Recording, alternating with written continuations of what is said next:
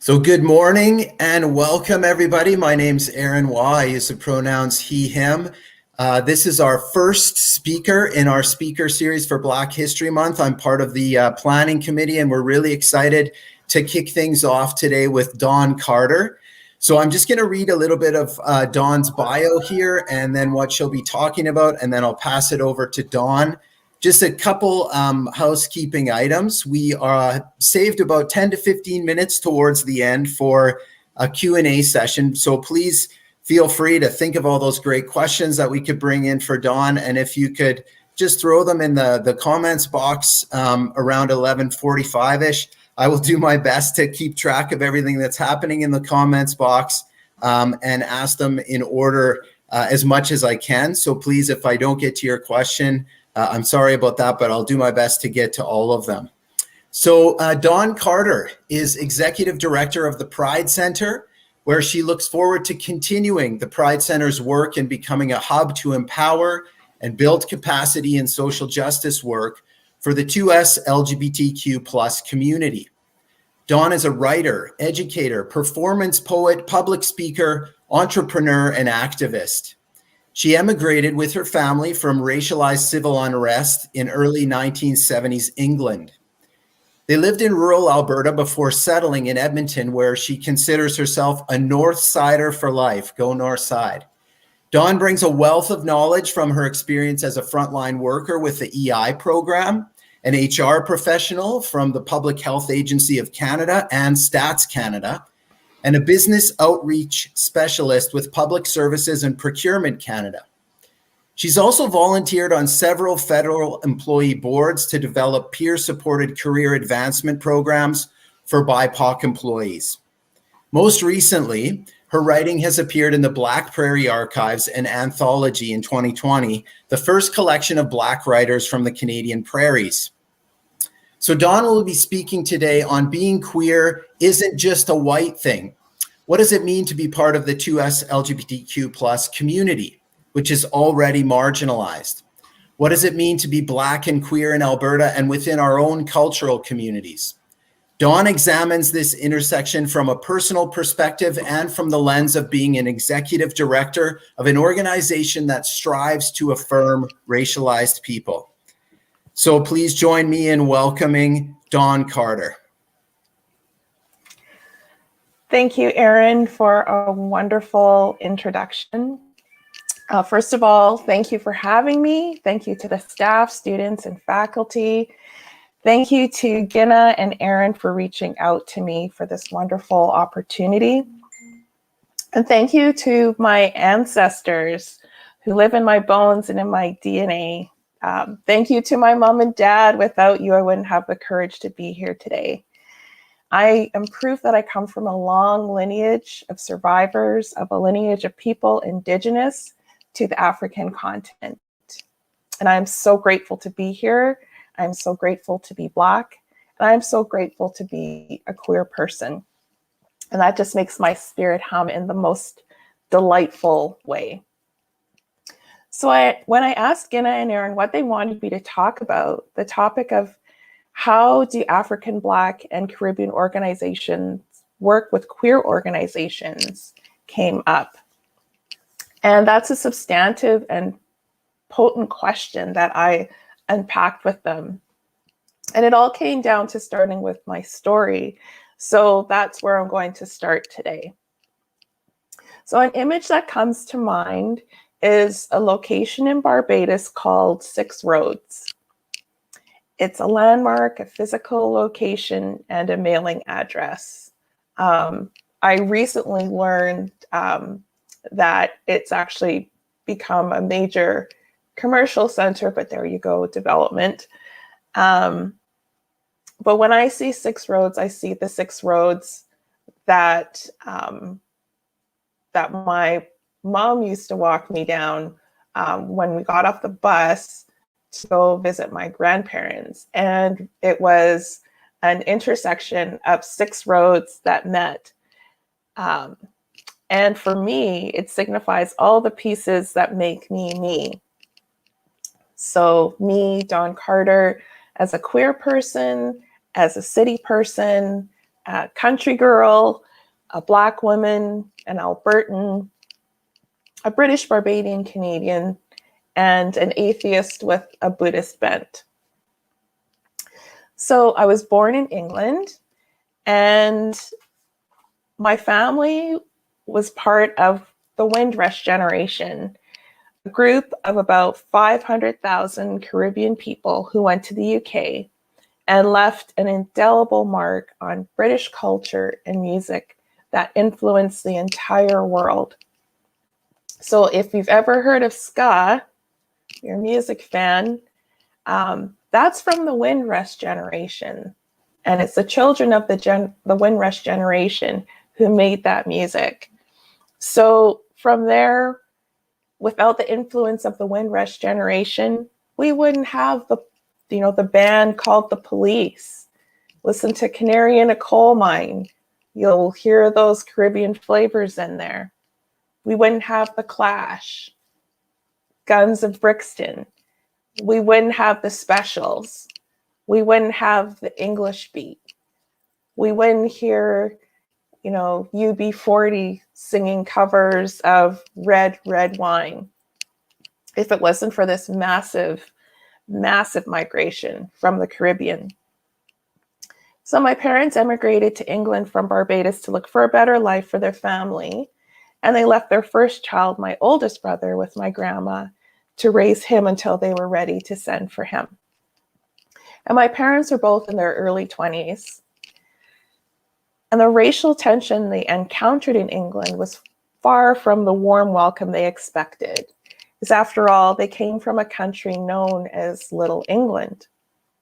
And that held on to the colonial systems of parliament and driving on the left-hand side of the road.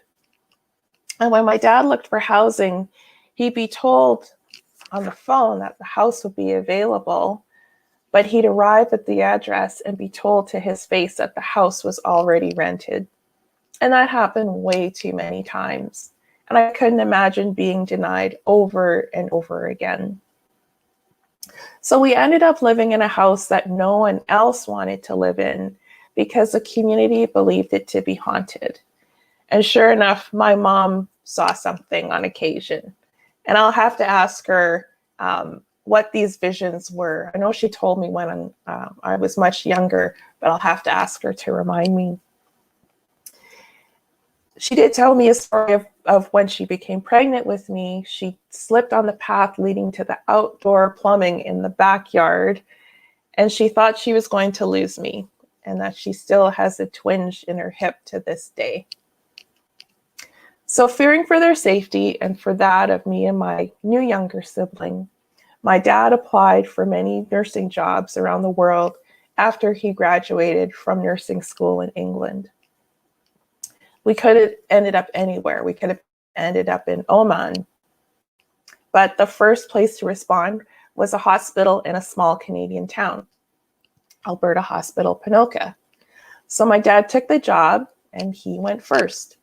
He rented and furnished an apartment and drove to Winnipeg, picked up my mom and his two children from the airport, and drove all the way back to Ponoka. In February, we became part of a community of other Caribbean people who made it to Ponoka by way of Barbados, England, Jamaica, the Bahamas, St. Kitts, you name it. So many people from the sea became landlocked in small town Alberta. Our family eventually moved to Edmonton. My older brother joined us, and we lived around central Alberta. So not just in Edmonton, but in small towns around that area.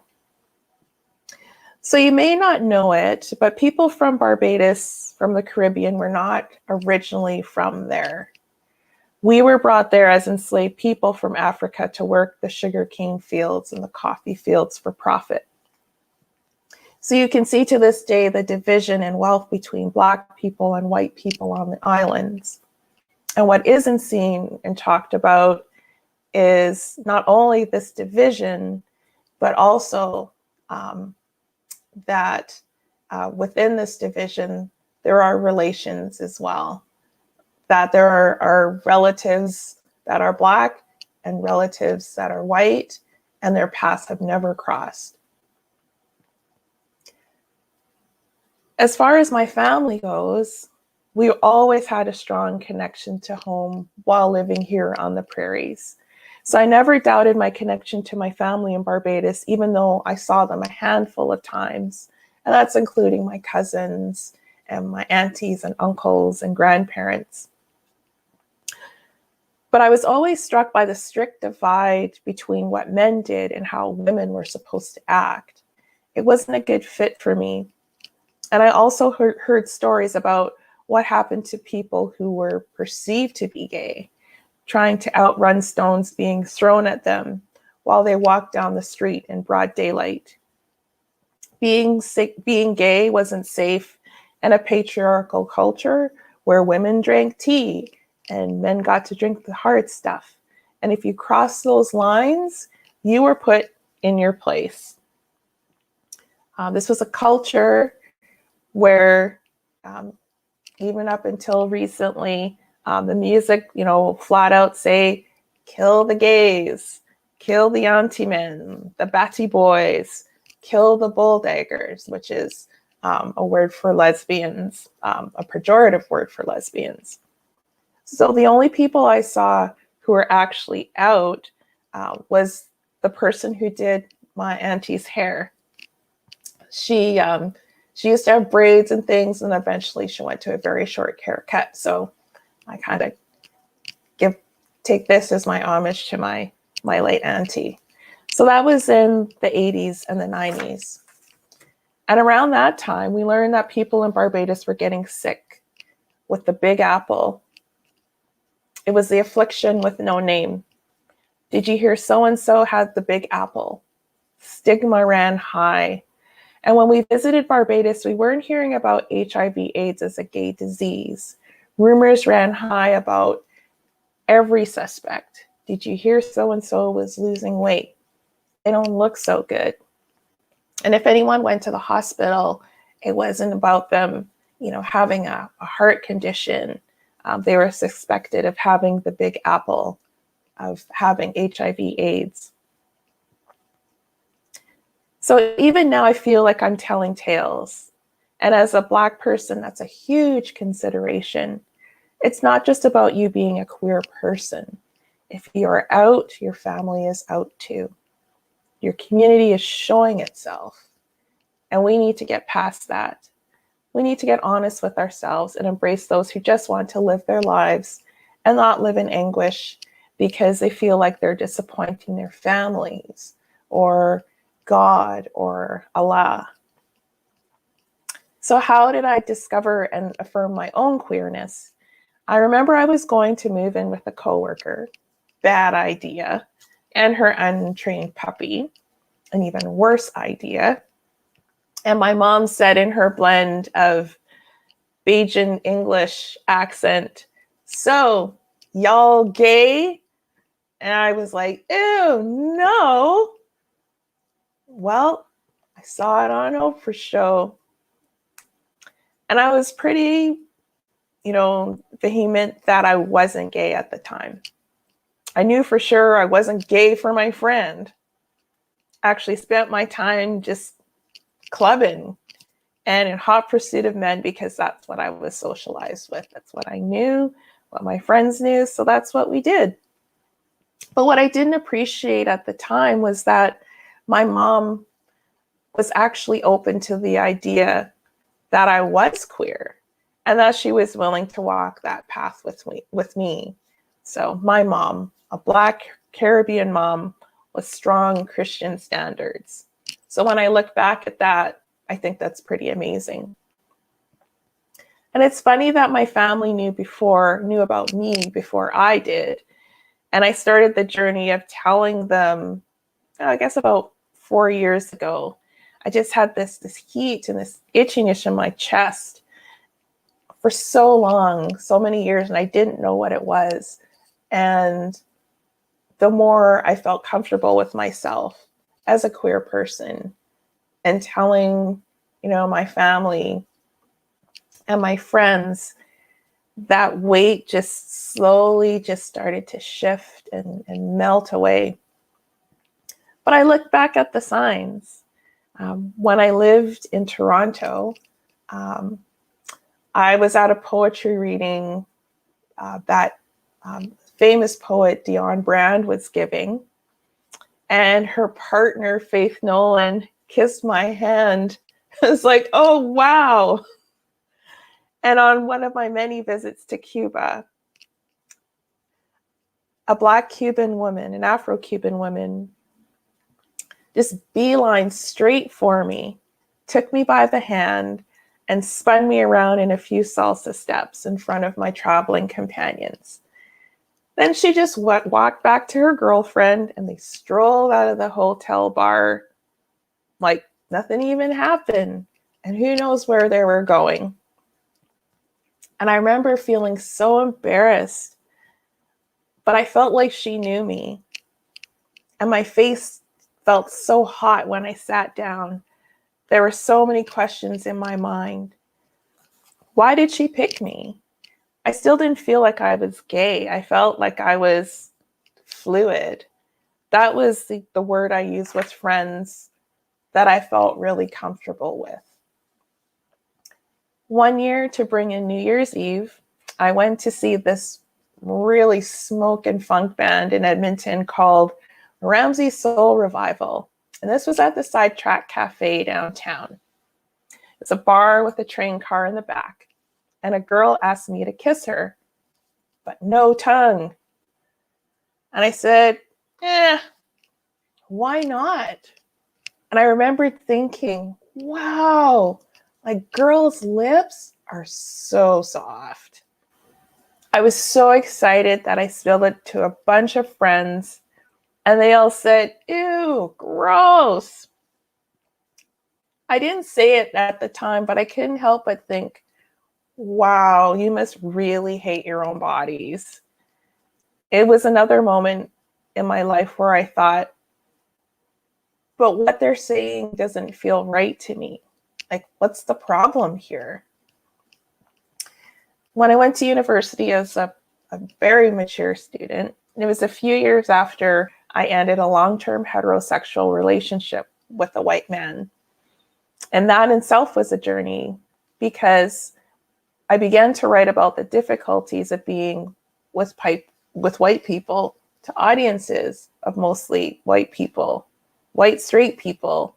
So there I was trying to reconcile with my Blackness, my womanhood, my love for the sunshine yellow of canola fields, and zipping down the highway with my windows wide open, celebrating all these pieces of myself in front of an audience that didn't look like me or share the struggles I did. And I valued the moments where I connected with women in the audience who said, yes, I have been there. I get you, because those moments did happen. And in university, I learned about Audre Lorde, an African-American lesbian poet, and the depth of honesty and confession in her words. I had seen Steven Spielberg's movie of Alice Walker's book, The Color Purple, in the 80s. I believe it was the 90s. I can't remember. But it blossomed from being one of my favorite tearjerkers to something more. I was captivated by the kiss between the characters of Suge and Celie, the women that Mr. just made low every day. I was enthralled by a kiss that woke Celie up inside, that gave her life. It gave her the power to hex Mr. into doing right by her. I learned about the personal being political, that every word I wrote was a political act. And every time I stepped out of my door, I was consciously claiming my space, and that was powerful for me. In university, I made many friends from different cultures who, though younger than me, were also in the queer clubs group, Queer Kids Club, but we're still figuring it out. And they are all living their lives now, fully and proudly. And what was amazing to me is that somehow we just all found each other. There was something within us that connected with each other on a friendship level and on a level of being queer people. I've also worked with the Young Writers Camp called Youth Write for many years, and it warmed my heart to be an instructor to young people who were coming out or who were already out, and challenged me to up my game year after year. We delved into identity, into family, into what made us who we were and who we wanted to be. And I didn't realize it at the time, but they helped me become more aware of who I was as a queer person. And by teaching them, they created a safe space for me. I know that I know that was when I truly experienced the saying, love is love. The camp was where everyone could be themselves. And I know my heart just melted a little more every year that I went. And I know that I was beginning to recognize that I resonated with those young people because they reflected my goodness and my queerness back to me. The writer Alice Walker said, "True self-realization comes with a realization of the connectedness to all, the inseparability of the self and the all. That leads one to understand oneself as an earthling, not an American, Canadian, African, or Indian. Beyond that, I realize myself as the cosmos, the universe, the whole thing." So when Alice Walker says those words, it's not to deny her Blackness, it's to affirm her Blackness and her connectedness to the world, to her community, to a larger sense of being. So working with these younger people, and at the time, reaching my 40s, this kind of made me start to think about being an elder and a good ancestor. And Alice Walker talks about this quite a bit in her later works. Being an elder, an example, is a great responsibility, especially as a Black person, a Black woman, an auntie, a queer person. What was the legacy I was going to live out? And what was the legacy I was going to leave behind? I hadn't thought of it at the time, but as I became more comfortable with being an elder and being a good ancestor, it was also a process of being comfortable with myself as a queer person. So with that in mind, I applied for an appointment to become a marriage commissioner. And when I did that, I realized that I had to be right out there. How could I fulfill this community role without being out? How could I serve the 2S LGBTQ plus community, the queer, trans, Black, Indigenous, people of color community, or QT BIPOC community, and all the citizens of Edmonton and area if I wasn't living my truth? And the wonderful thing about being a marriage commissioner, an out one, is that I have married many African, Black, and Caribbean couples. I've gone to homes with traditional marriage ceremonies, and I am welcomed, warmly embraced, and fed. I've driven out 2 hours to do barn weddings in a sea of cowboy hats. And in finding my peace, I've found myself in a position of deep trust and compassion. So Alberta is now a place where my parents have retired from being professional caregivers in a hospital and community care setting. They had a dream, like many of their friends, to make their money, hold on to their culture, and build a big house in Barbados to return home to. Some of my friends have done exactly that. Some folks, like my parents, have opted to stay. At Christmas, we have black cake, which is the most delicious, rum-soaked Christmas cake you would ever set your lips on, and handmade pierogies from a recipe my mom got from one of her Ukrainian coworkers, and also my mom's delicious beef egg rolls. We have made our lives here. And when I look for things to do, pre-COVID and the before times, and now, I am surprised and overjoyed to see what the young queer folk who are coming from African, Black, and Caribbean backgrounds are doing. I go out and support them in their creativity. I read poetry alongside them. I snap my fingers for them. I hope that I affirm them in what they do, and in celebrating their queerness, I celebrate my own with this deep sigh, this deep resonance in my soul. When I talk about Black Lives Matter, I remind myself and others that this was a movement founded by Black lesbians, not by Black straight men. When I talk about the suffragette movement, getting women to vote, I remind myself and others that the original movement started in the United States, was started by Black women, and somehow their labor was co-opted by white women. And that in Canada, white women fought for the vote and to have Black people expelled from this country, all at the same time.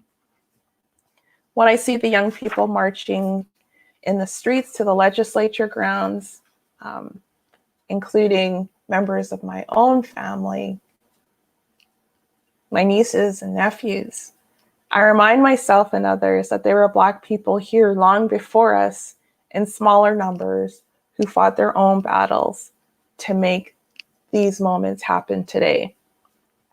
When Black queer people protest that they're not being heard, I remind myself and others that Marsha P. Johnson, a Black transgender woman, fought against police brutality and for queer liberation for all people.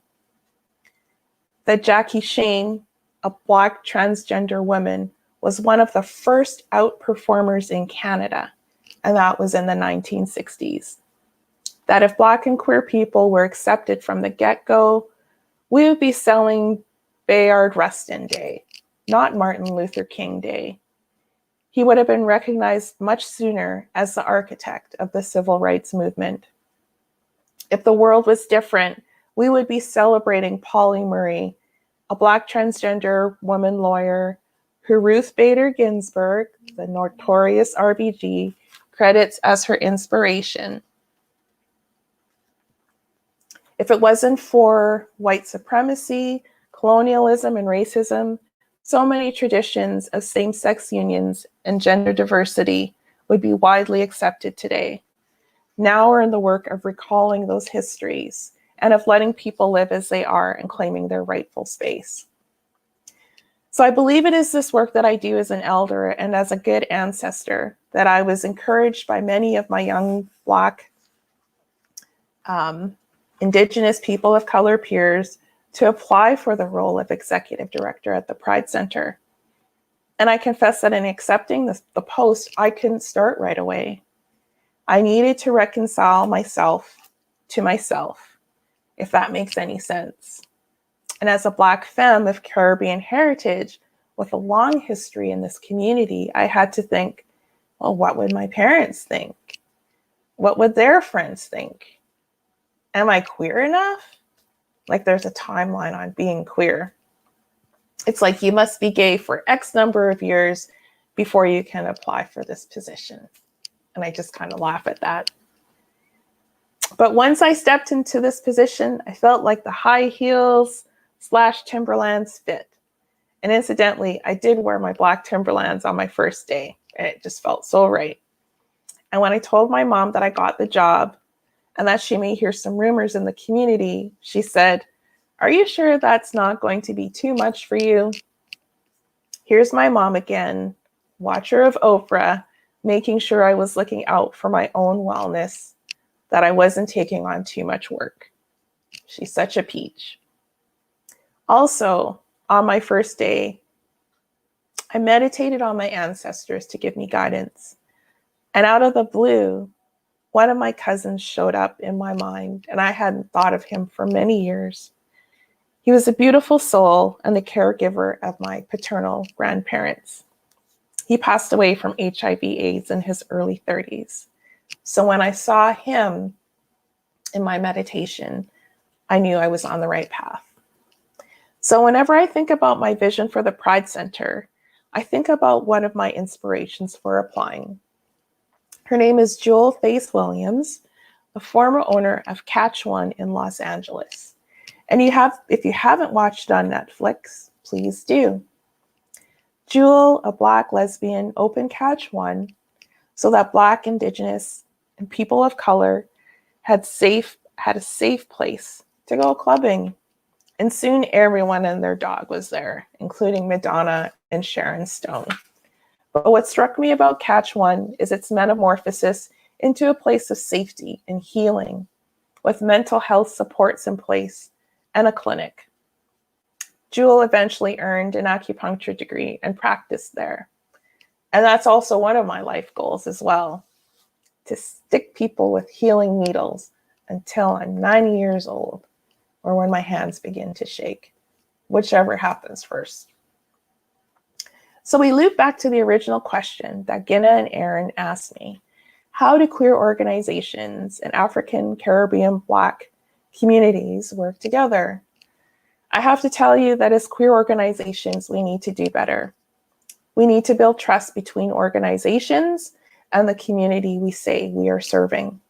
We need to fly the progress flag that shows rainbow colors, the transgender colors of pink, blue, and white, and the Black and brown of our Black, Indigenous people of color.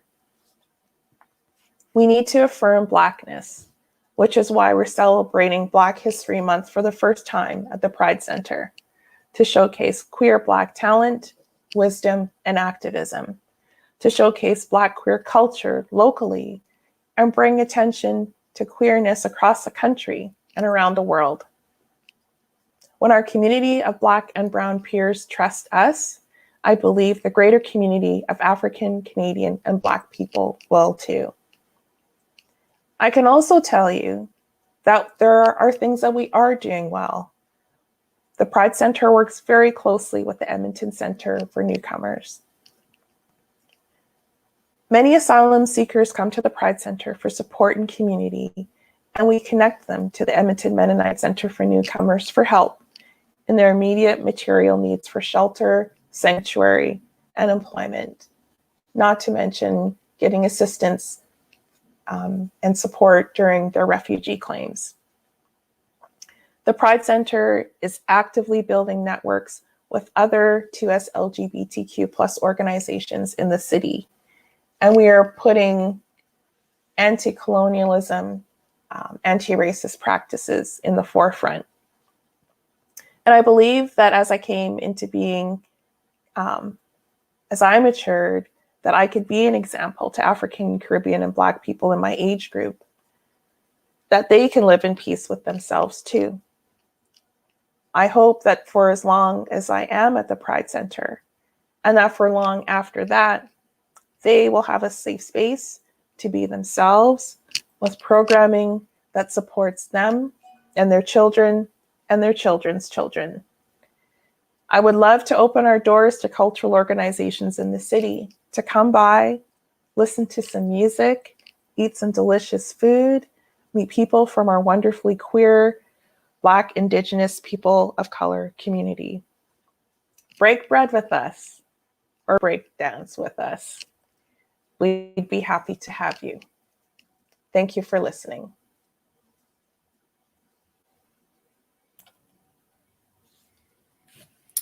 Wow, thank you so much, Dawn. Amazing storytelling.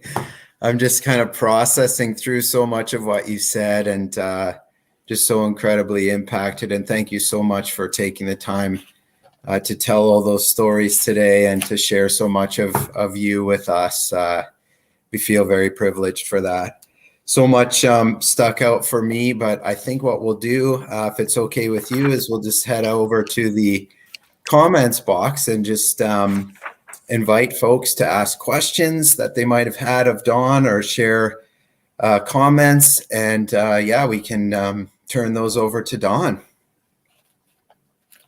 Okay. I'm just looking through the chat right now. There's a lot of wonderful good morning. So good morning, all you folks. Yes, those from England, love Scott. You know what I'm talking about. Let's see.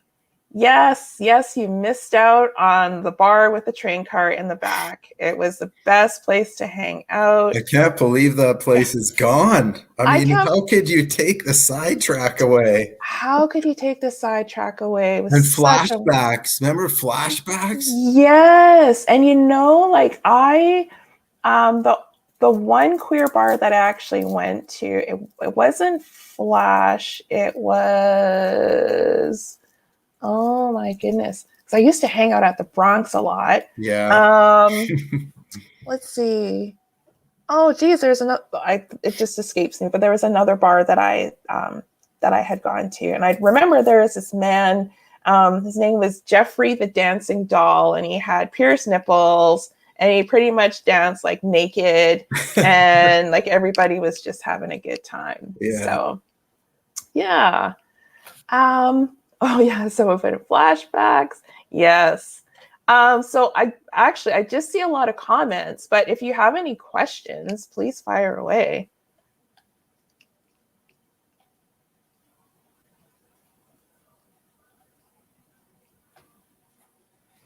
I think I'll just start too and maybe get things.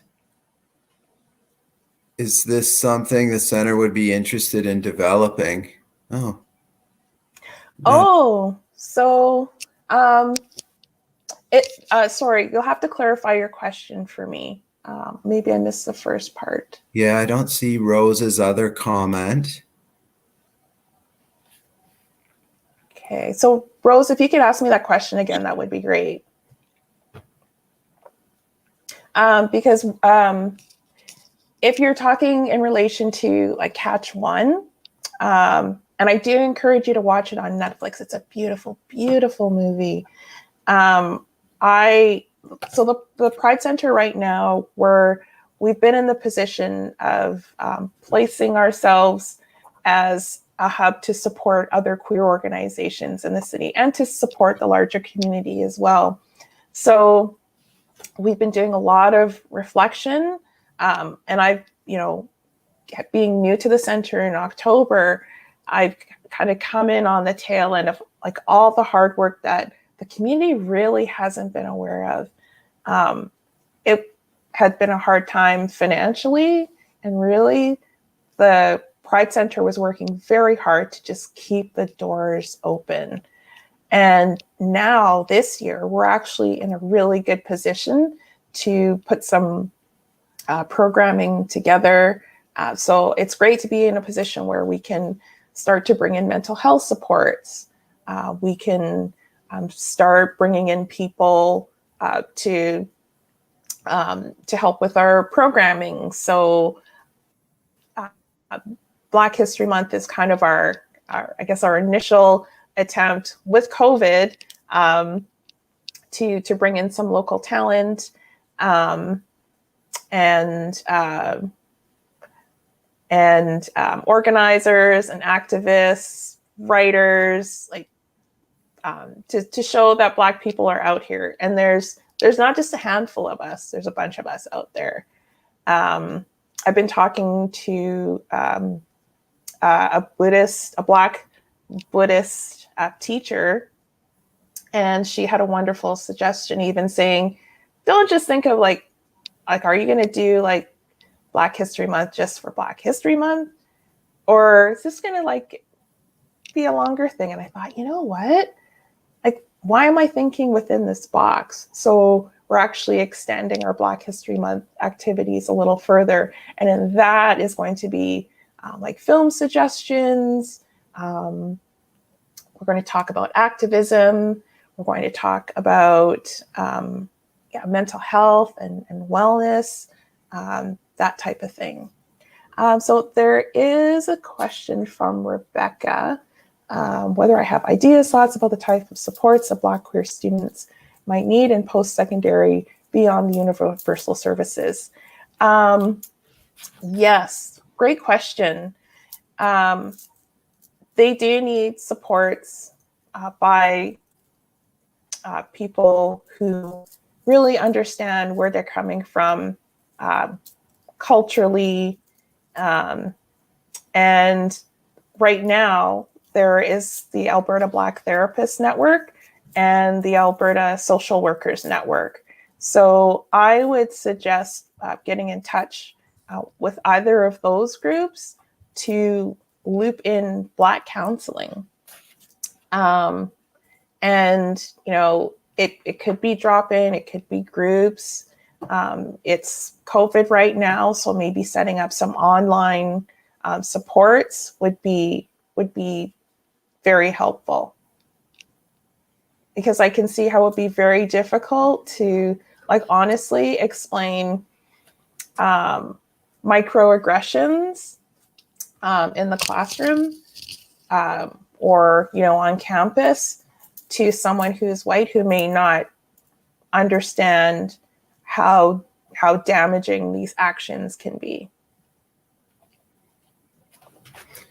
Yeah, that's a great point. And do you have, are there outreach advocates that are available at times, or is there a way that we can reach out as an institution to have folks like you and maybe some of the staff at the Pride Center, or even maybe some of the poets and artists from the community that can speak to their experience in classes at various times? Because like you said about not boxing it into February, this is a year-long thing. In order to be a good ancestor, you don't just do it in February. So when you think about all the work we could be doing as a learning institution, can we reach out through the Pride Center and maybe create a bit of a network of sort of speakers, poets, artists that would be willing to maybe come to classes and sort of reach out to different student groups? Absolutely. So right now, one thing that we're doing is we're putting out a call out list to queer, trans, Black, Indigenous people of color in the community, just to say, hey, like, we're building this list. We want to promote you and what you do and give you a platform. And we also want to refer out So because in this call out, I anticipated that there would be other organizations that would be looking for people. And so one of the questions that we included in the Google form was, are you comfortable with us putting your name out to any other organizations that are looking for people? So definitely, please connect with the Pride Center of Edmonton. And we'd be very happy to give you some names of people who would be willing to share their knowledge and their wisdom and their stories and their creativity. Yes, Eve had a question. So working closely with the Edmonton Mennonite Center for Newcomers, or referrals working both ways, Pride to newcomer and newcomers to Pride. Yes, absolutely. We have a very active engagement with each other. And so we're aware that, so the Edmonton Mennonite Center for Newcomers has the Rainbow Refuge Program. That's what they run for their refugees and newcomers. And so while there's some supports that the Center for Newcomers can provide, the Pride Center has what we have our drop-in single session counseling program, which isn't something that's offered through the Center for Newcomers. So that's one of the programs that we have. So yes, we're also working with the Center for Newcomers to see what we can do to develop even more programming that the Pride Center can support. And Rebecca had a question about the second organization. So yes, there's the Alberta Black Therapist Network, and there's the Alberta Black Social Workers Network. There is some overlap between the two in terms of membership, but I believe it is the Alberta Black Therapist Network that has recently developed a partnership with the Africa Center. So I would even suggest as well is having folks get in touch with the Africa Center, because they have also developed a counseling program in conjunction with the Alberta Black Therapist Network.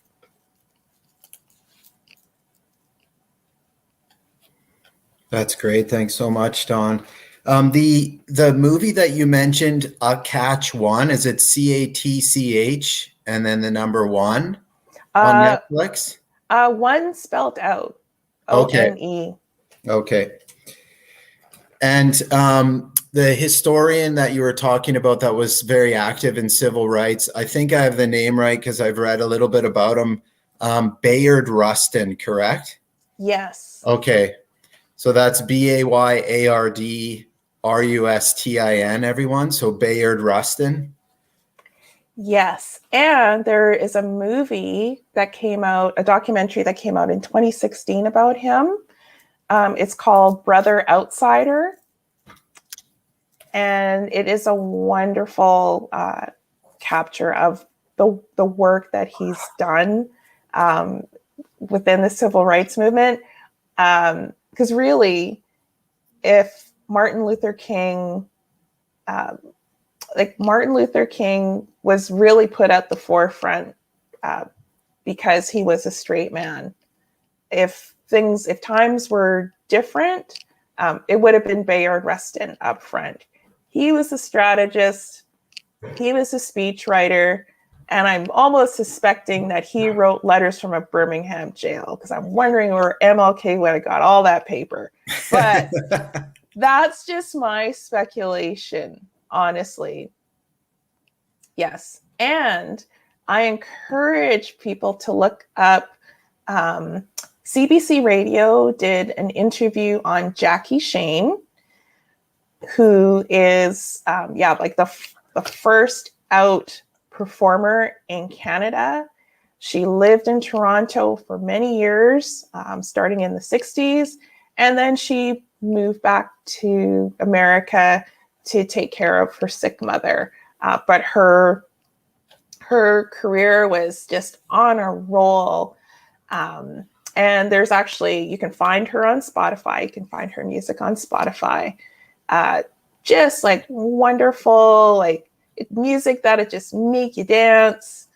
I wish I would have been there to see her performances. And she's definitely a Canadian performer that needs to be celebrated. Wonderful. No, that's fantastic. The more of these resources we can get out there for our staff and students, the better, right? So I'd never heard of Jackie Shane until today. No, really? No. Oh, my And I mean, being goodness. out in the 60s, that must have been quite something, right? Oh, yeah, yeah. And, it's not something that I don't think she could have done out west. And actually, that's one piece of history that that is missing. And that's something that I'm trying to develop is, finding out what our queer history is within the Black community, within the racialized community, because it tends to be very white. And I'm not sure how welcome Black and Indigenous people of color were welcomed into the gay community here. Right. It's a bit of a mystery to me. I could see, though, how many people would be closeted because they went to church. And the church is a big, big part of African, Black, and Caribbean communities. They were, like the locus of like activism and where you found your sense of community. And one thing that I've realized recently is that when our newcomers and refugees come here, and they come from all sorts of countries, not just Africa, they are coming from the Caribbean as well, because the laws are so repressive and they are persecuted, and at risk of losing their lives, not just by their community, but by family members as well. And over here, some of those same issues still exist. So I couldn't imagine being a newcomer with the full rights of citizenship coming to a new country where there are laws protecting queer people, but at the same time, you're ostracized from your own cultural community. Yeah, it's such a good point. I mean, you were speaking earlier about how if you're out, your family is out, and just the ripple effect on the community. And I mean, I've been in countless ESL classes over my career where you can see that, right? Like an out student within their cultural community in the broader sort of mosaic, to use a metaphor that we're socialized to in this country. It's not a safe space to be out in a classroom, to be out in a cultural community, even if the broader societal laws say that there are grounds that protect individuals. It's not like it's a safe space for them, right? Because they just come to a microcosm of the community that they came from in their first culture. Absolutely. And one resource that I can offer is that if there are students experiencing some kind of persecution or harassment, it's COVID right now, so things are definitely exacerbated, and they need a place to go, please refer them to E4C Safe Spaces program. I've heard that they are just very very welcoming, and that it's like that night you get there, you're able to just chill and sleep and have a safe space to be. I know another thing that the Pride Center is hoping to do within a larger network of queer organizations in the city is to see what we can do to develop safe housing that specifically meets the needs of refugees and newcomers, youth, seniors. So we have all these larger issues that affect the queer community as a whole, and then we have issues that are specific to our queer, trans, Black, Indigenous people, or QT BIPOC community. Indeed, yeah. A newcomer community as well. I was just looking at the Human Rights Commission's website the other day, developing materials for how to submit a complaint if you've been discriminated against based on the 15 grounds. And I mean, I can't even imagine. So you feel safe.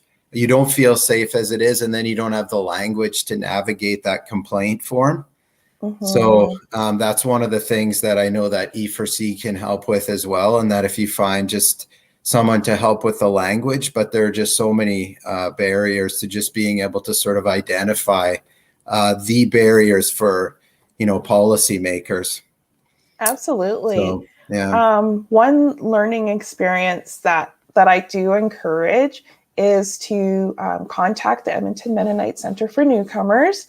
Their Rainbow Refuge program, they have what they call Ready Tours. And they are, I believe, the first Wednesday of every month. I still have to get to my first one. And basically, it is like a 2-hour virtual tour on how a refugee would prepare for their claim process. So it goes into it quite in detail. So if you do have any newcomers, refugees who just want to know how to navigate the system, then definitely refer them to the Edmonton Mennonite Center for Newcomers. That's wonderful. Thanks so much, Dawn. Are there any Final questions for Dawn before we let her get back to her Friday afternoon?